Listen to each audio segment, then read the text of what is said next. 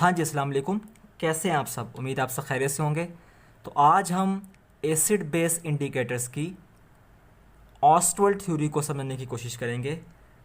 मगर इस लेक्चर की वीडियो सुनने से पहले आप इंडिकेटर्स वाली वीडियो ज़रूर देख लीजिएगा। तो ऑस्टवर्ल्ड थ्योरी क्या कहती है? ऑस्टवर्ल्ड थ्योरी ये कहती है इंडिकेटर्स वीक एसिड भी हो सकते हैं, वीक बेस भी हो सकते हैं। ठीक है। इसके बाद वो कहता है कि इंडिकेटर्स का जो कलर होता है ये किसकी वजह से आ जाता है। इंडिकेटर्स कलर शो करते हैं ना एसिड में और बेस में, तो आया ये किस वजह से जो है कलर शो करते हैं। तो कहता है ये जब आयोनाइज होते हैं, आइंस में बढ़ते हैं, जब आइंस प्रोड्यूस करते हैं, आइंस प्रोड्यूस करने की वजह से इंडिकेटर्स कलर शो करते हैं। ठीक है। तो इंडिकेटर्स आइंस में बट जाने की वजह से, मतलब आयोनाइज हो जाने की वजह से ये क्या काम करते हैं? ये कलर शो करते हैं। ठीक है। Degree of ionisation of indicators gives colour. जितना ज़्यादा ये आयोनाइज होंगे उसी लिहाज से ये क्या करेंगे? कलर को शो करेंगे। ठीक है, मुख्तलिफ सॉल्यूशंस के अंदर। तो मैंने क्या बताया? ऑस्टवर्ल्ड थ्योरी ये कहती है कि इंडिकेटर्स वीक एसिड भी हो सकते हैं, वीक बेस भी हो सकते हैं।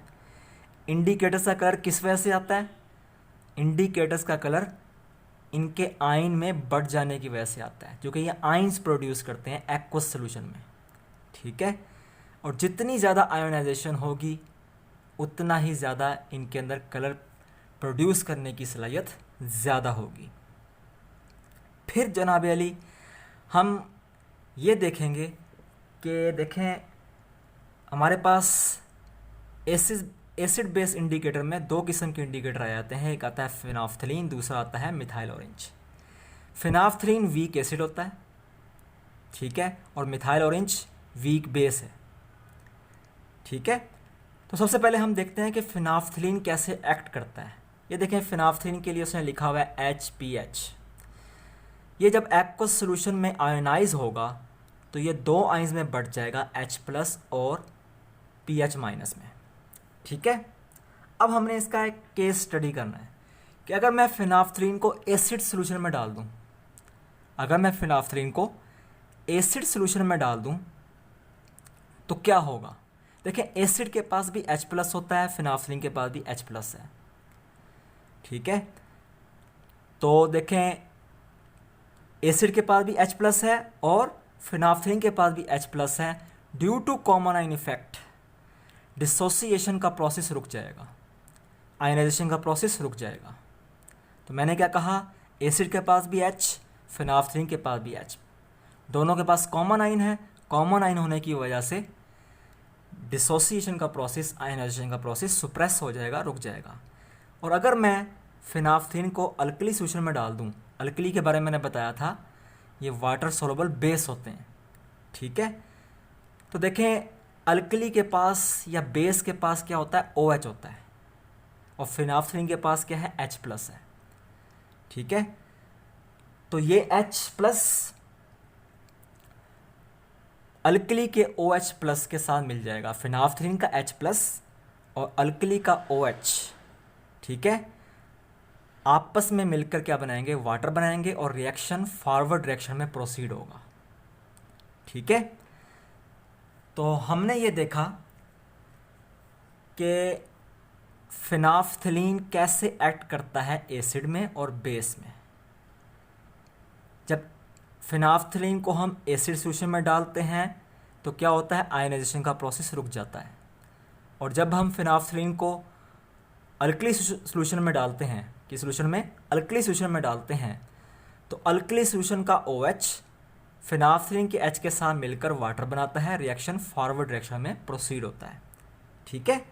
इसके अलावा आपने ये बात याद रखनी है कि जो हमारे पास फिनाफ्थलीन होती है ये एसिड में कोई रंग नहीं देती, कलरलेस होती है ये।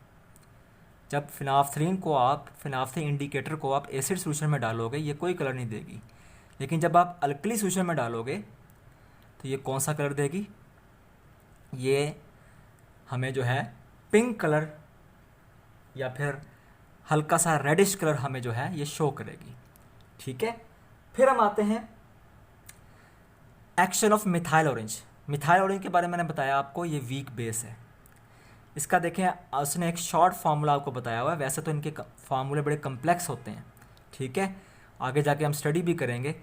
तो ये देखें MeOH दिया हुआ है, जैसे ही हमने इसको एक्वा सोल्यूशन में डिज़ोल्व किया, पानी में डिज़ोल्व किया, ठीक है, तो ये 2 आइंस में बढ़ गया Me+ और OH- में।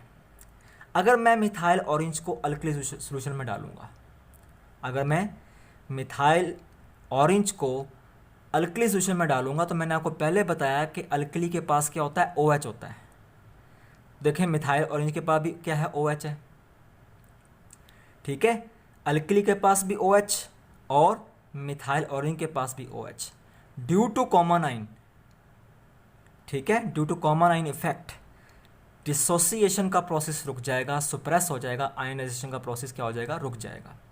ठीक है, इसी तरीके से अगर मैं मिथाइल ऑरेंज को मैं एसिड सोल्यूशन में डालूं तो क्या होगा, देखें एसिड के पास क्या होता है, H होता है, और मिथाइल ऑरेंज के पास क्या है, OH है। तो वही बात जो मैंने पहले की थी कि H, एसिड का H और मिथाइल ऑरेंज का OH आपस में रिएक्शन करेंगे, वाटर बनाएंगे, रिएक्शन फॉरवर्ड रिएक्शन में प्रोसीड होगा। तो आपने जो बात याद रखनी है, आपने ये बात याद रखनी है कि जब हम मिथाइल ऑरेंज को अल्कली सोल्यूशन में डालते हैं तो क्या होता है, आयनाइजेशन का प्रोसेस रुक जाता है। ठीक है, मिथाइल ऑरेंज को जब आप अल्कली सोल्यूशन में डालोगे तो आयनाइजेशन का प्रोसेस रुक जाएगा। क्यों? Due to the common ion effect, क्योंकि अल्कली के पास भी OH है और इसके पास भी, मिथाइल ऑरेंज के पास भी क्या है, OH है। और जब हम मिथाइल ऑरेंज को एसिड सोल्यूशन में डालेंगे तो क्या होगा, तो हमारे पास एसिड का H, मिथाइल ऑरेंज का OH आपस में रिएक्शन करेंगे, वाटर बनाएंगे, वाटर और रिएक्शन क्या होगा, फॉरवर्ड रिएक्शन में प्रोसीड होगा। और इसमें आपने एक बात और याद रखनी है कि देखिए मिथाइल ऑरेंज एसिड में रेड या पिंक कलर देगा और अल्कली सोल्यूशन में येलो या फिर लाइट ऑरेंज कलर देगा। ठीक है, ये बात मैं पहले भी आपको इंडिकेटर में बता चुका हूँ कि मिथाइल ऑरेंज एसिड और बेस में अल्कली सोल्यूशन में क्या कलर देते हैं। ठीक है, तो आपने ऑसवाल्ड थ्योरी में पहले तो कुछ प्रॉपर्टीज़ देख ली कि एसिड बेस की क्या, एसिड की इंडिकेटर्स की क्या प्रॉपर्टीज़ होती हैं। ठीक है, तो अगर हम वीक एसिड की बात करें, एसिड इंडिकेटर्स की बात करें, तो वो कौन सा आता है, फिनाफ्थलीन। फिनाफ्थलीन क्या है, वीक एसिड है। तो हमने उसका एक्शन समझने की कोशिश की कि अगर वो एसिड में डल जाए तो क्या होता है, अगर वो बेस में डल जाए, अल्कली सोल्यूशन में डल जाए तो क्या होता है, कैसे एक्ट करता है।